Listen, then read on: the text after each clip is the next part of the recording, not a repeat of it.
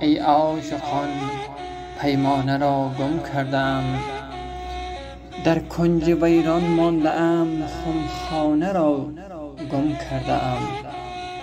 هم در پی بالاییان هم من اسیر خاکیان، هم در پی همخانه‌ام هم خانه را گم کرده ام.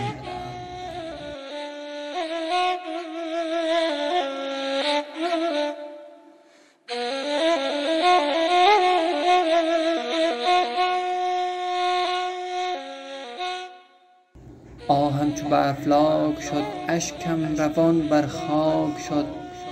آخر از این جا نیستم، کاشانه را گم کرده ام.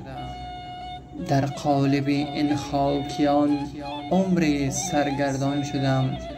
چون جان اسیر حبس شد، جانانه را گم کرده ام.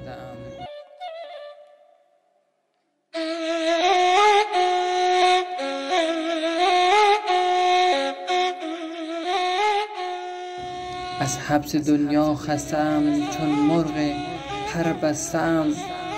جانم از این تن سیر شد، سامانه را گم کرده ام.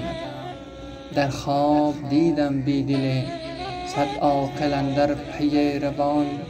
می‌خواند با خود این غزل، دیوانه را گم کرده ام.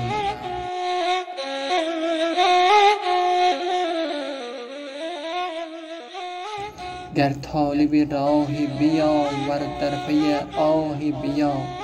این گفت و با خود سرود، پروانه را گم کرده ام. این گفت و با خود سرود، پروانه را گم کرده ام.